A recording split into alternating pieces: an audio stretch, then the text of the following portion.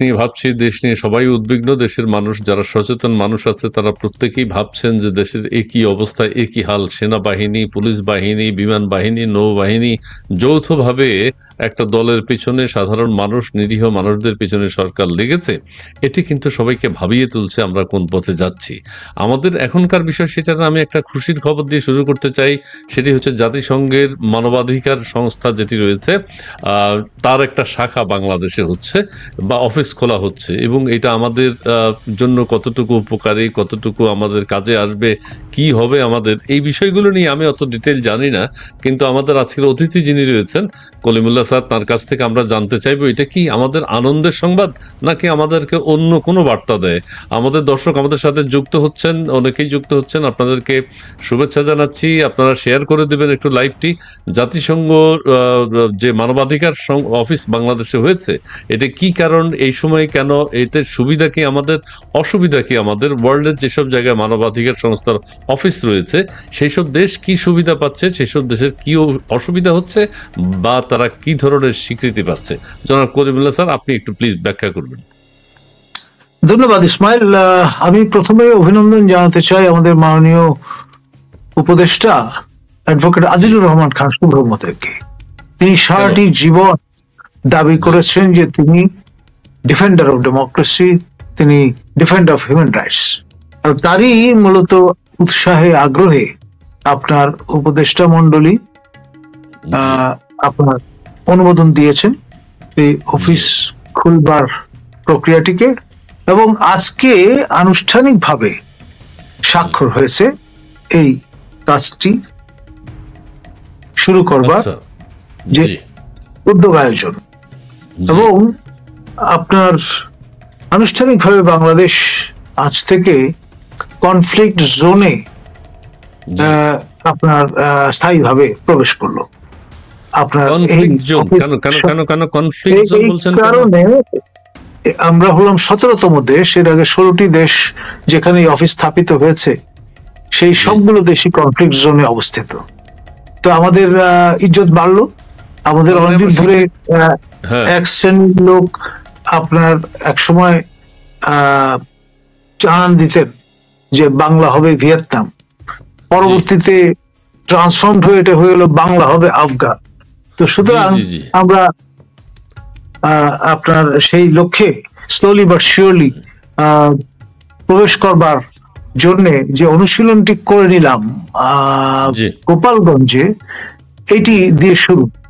এবং এই আগামী 3 বছর আশা করা যায় সারা দেশ গোপালগঞ্জময় হয়ে যাবে। এবং আই স্যালিউট আমাদের মাননীয় উপদেষ্টা মাহফুজ আলম। তিনি কিন্তু জনগণের স্বার্থে, জনস্বার্থে সবাইকে এই বিষয়ে দৃষ্টি আকর্ষণ করে পোস্ট দিয়েছিলেন যে গৃহযুদ্ধ প্রত্যাশা। জি, এখন তাহলে আদিলুর রহমান সাহেবের কি ভূমিকা, উনিও কি বিশেষ ভূমিকা পালন করেছেন এই ক্ষেত্রে? ডেফিনেটলি ওনার সেই মূলত এই অফিস বাংলাদেশে একটু স্যার, হ্যাঁ একটু স্যার, আমাদের সাইফুল আমিন সাহেব বিশিষ্ট সাংবাদিক, তারকে যুক্ত করে নেই। জি জি, আসসালামু আলাইকুম, কেমন আছেন? ভালো থাকার জন্য দুনিয়া ধীরে ধীরে অনেক কষ্ট করছেন, অনেক কথা বলছেন, বিভিন্ন বিষয়ে কথা বলছেন। আমরা কলিমুল্লাহ স্যারের কাছে শুনছি যে আমাদের মানবাধিকারের অফিস হয়েছে বাংলাদেশে, আমরা নাকি কনফ্লিক্ট জোনে প্রবেশ করলাম, আমরা স্বীকৃতি পেয়েছি আফগান হিসেবে, এই ধরনের একটা বক্তব্য তিনি দিচ্ছেন। যে স্যার আপনি শেষ করেন, তারপর আমরা সাইফুল সাহেবের কাছে যাব। জি, এবং credit goes to our honourable adviser advocate Adilur Rahman Khan Shuvro. তিনি আবার স্বরাষ্ট্র মন্ত্রণালয়ের যে কমিটি আছে, মানে কাকে কখন জেলখানায় নিক্ষেপ করা যায়, কাকে কখন বের করে নিয়ে আসা যায়, এইসব দণ্ডমুণ্ডের বিধাতাদের একজন। এখন যেহেতু তিনি দীর্ঘদিন ধরে হিউম্যান রাইটস এবং ডেমোক্রেসি নিয়ে কাজ করছেন, অধিকারের কর্ণধার, আর অন্য সকল এনজিওর তুলনায় অধিকারের ইজ্জত মান মর্যাদাটা বেশি, কারণ অন্য সংগঠনে একজন করে আপনার হয়তো উপদেষ্টা আছেন, কিন্তু এখানে দুইজন বরাবর। কেউ যদি মৃত্যুবরণ করেন তাহলেও কোটা খালি রাখার জোনে সেটি আবার পরিপূরণ হয়ে যায়। যেমন প্রয়াত হাসান আরিফ, তিনি সভাপতি ছিলেন, এখন আছেন আরেক সভাপতি আমাদের চৌধুরী রফিকুল আবরার। জি, আমরা স্যার একটা কমেন্টস একটু নিয়ে নিই। জাতিসংঘ হচ্ছে পৃথিবীর মধ্যে একটা মাফিয়া সংগঠন। এই সংগঠন যেখানেই যাবে সেখানেই ধ্বংস অনিবার্য। আমার কথা মিথ্যা হলে বিভিন্ন দেশে খোঁজ খবর নিয়ে জানতে পারেন। তার মানে আমরা কি সন্ত্রাসী দেশ হিসেবে মাফিয়াদের খপ্পরে পড়েছি? না, এখানে আরেকটা ব্যাপার আছে। আমরা জি, কিন্তু আনুষ্ঠানিকভাবে মাফিয়াদের জি, ইন্ডেমনিটি দিয়ে দিয়েছি। আমরা বলেছি যে এই অফিসে যারাই দায়িত্ব পালন করতে আসবেন তাদের 7 খুন মাফ। অর্থাৎ তাদের বিরুদ্ধে মামলা মোকদ্দমা করা যাবে না, তাদের আটকানো যাবে না, পার্সোনাল নাম গাটা করা যাবে না, তারা যা ইচ্ছা তাই করতে পারবেন, কোনো সমস্যা নাই। আচ্ছা আচ্ছা, সাইফুল সাহেব আপনার কাছে এবার আসে। স্যার আপনাকে ধন্যবাদ।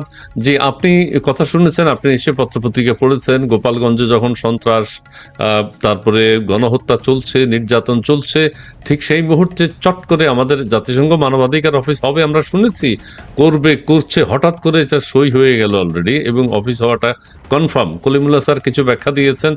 এটা কি আমাদের আনন্দের সংবাদ না মানে আমাদের আফগানিস্তান হওয়ার সংবাদ, এরকম কি একটু ব্যাখ্যা করবেন? আফগানিস্তান হিসাবে কি আমরা স্বীকৃতি পেয়েছি? সাইফুল ভাই একটু কথা শুনতে পাচ্ছি না। এখন শুনতে পাচ্ছেন? জি জি জি জি। পরিষ্কার। আচ্ছা, তো এটা আসলে খুব মজার একটা আছে। এর আগে আমরা বোধহয় 20তম দেশ বা 19তম দেশ, এর আগে 17তম। ওই তো জি 17তম। এর আগে 16টা দেশ কারা, এটা একটু আপনি দেখেন। জাস্ট এগুলো জি। দেখলে বুঝতে পারবেন যে আমরা কোন তালিকায় ঢুকেছি। হ্যাঁ, আপনি সবগুলো তালিকা আপনি দেখেন, সকল জায়গায় যেখানে এই সব জায়গায় সেখানে পরাশক্তিদের স্বার্থ সংরক্ষণ করতে হয়।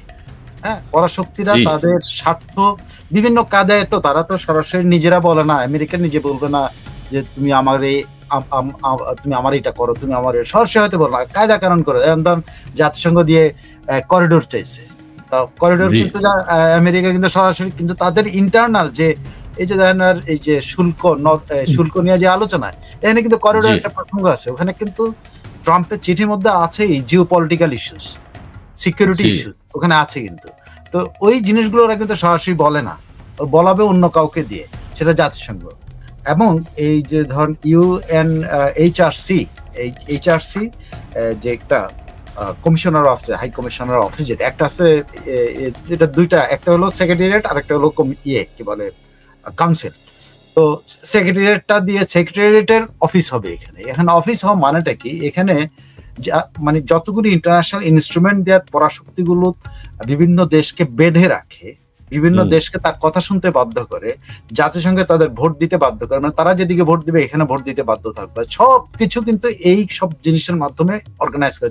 যেসব দেশকে তারা ধরেন কিছু স্বাধীনতা মনোভাব নিয়ে চলতেছে, আপনি খেয়াল করে দেখেন উত্তর কোরিয়া, ও কারো কথা শুনতে চায় না, ওখানে কিন্তু কমিশনের অফিস বসাবে তারা।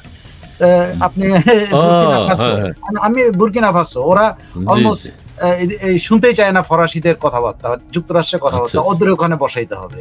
এরকম লিস্ট আপনি খুঁজে দেখেন, যেখানে যেখানে একটু ঘাটতেরা লোক আছে বা ঘাটতেরা দেশ আছে, ওই দেশগুলোতে গিয়ে ওরা বসে ওই দেশের ওলট পালট করে দেওয়ার পরে স্বাভাবিকভাবে আপনি 20-10 বছর আমাদের যেটা আজকে বাংলাদেশে ঘটেছে, এইটা থেকে উত্তরণ ঘটাতে হলে, যদি ইকোনমিক উত্তরণ ঘটাতে চান, তাহলে আগামী 10 বছর সময় লেগে যাবে। কিন্তু এই যে কিছুটা নাম কিছু জন্য যেন আরো লিঙ্কার হয়, এটা আরো ঘটপাক করার জন্য এগুলো অ্যারেঞ্জমেন্ট হয়।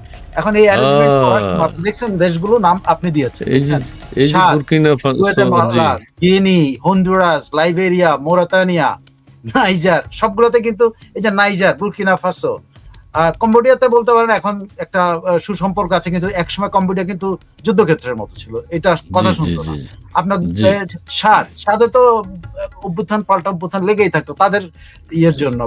আপনি লাইবেরিয়া আপনার মনে আছে, আমার ছোটবেলা আমি প্রথম সার্জেন্ট মেজর রলিংস ক্ষমতা দখল করছিল, আমার মনে আছে, এবং সেটা কিন্তু মানে পশ্চিমা শক্তিকে অস্বীকার, যেখানেই পশ্চিমা শক্তিকে অস্বীকার করা হয়েছে সেখানেই কিন্তু এরা যা হাজির হয়, কার মাধ্যমে? জাতিসংঘের মাধ্যমে। দেখেন এই যে মোরাতানি, এখন আমাদের দেশে কি পশ্চিমা শক্তিকে অস্বীকার করা হয়েছে? এরকম আগে তো অস্বীকার করেছেন আপনি, আগে তো আপনাকে পশ্চিমা শক্তিকে আপনি জায়গা দেন নাই। শেখ হাসিনা তো তার এই শেষ প্রেস কনফারেন্সেও বলেছে যে আমেরিকা আমার সাথে এটা করতে চায়।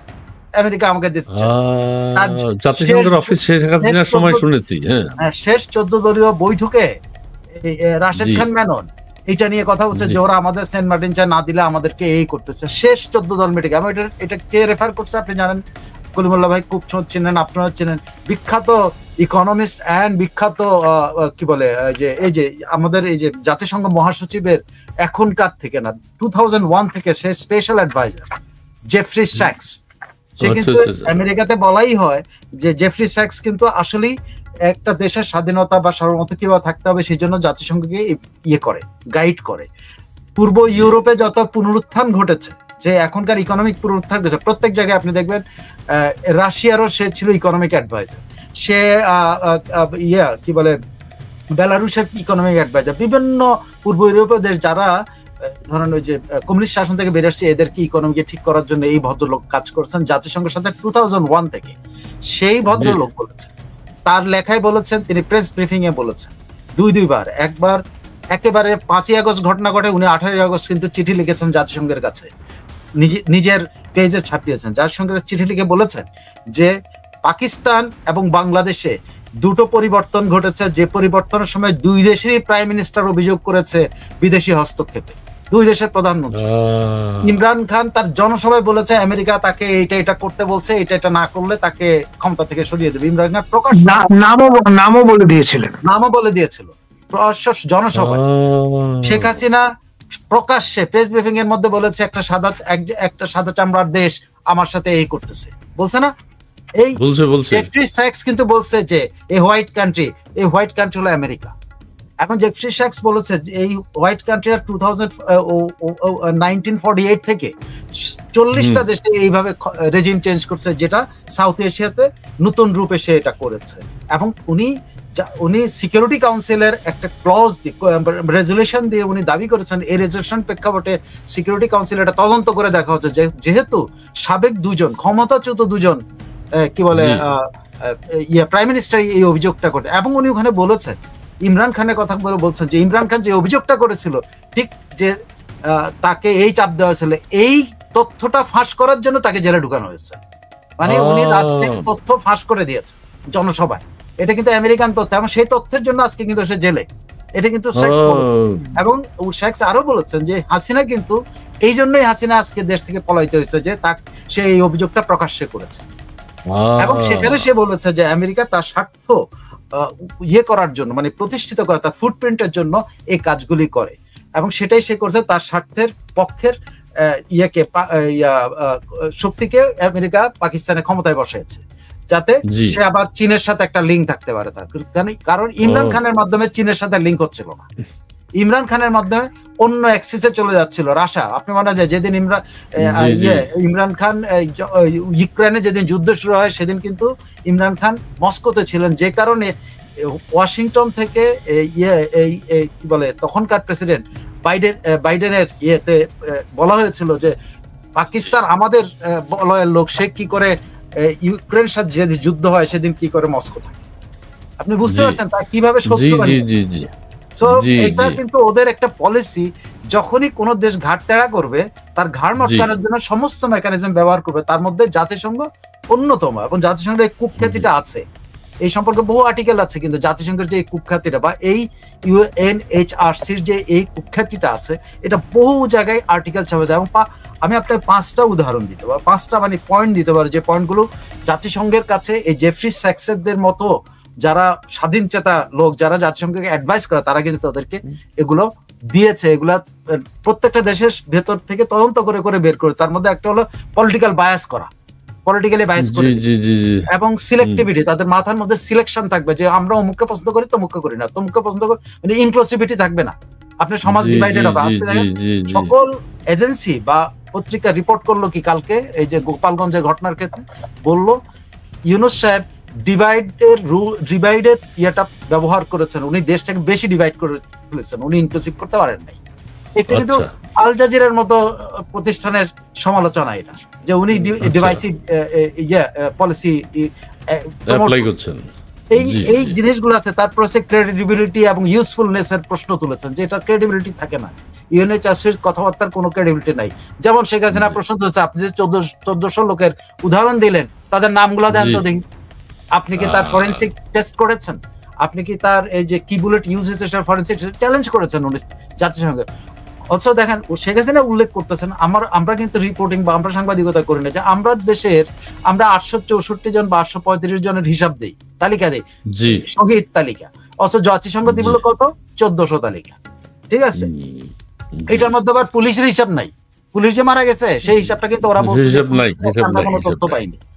এরকম মানে মেম্বারদেরকে, এই কাউন্সিলের মেম্বারদেরকে এরা ইউজ করে এবং ইউজ করে। বাংলাদেশ এখন হয়ে গেছে কি জানেন, ঘাটতেরাকে সোজা করতে ইউনুসকে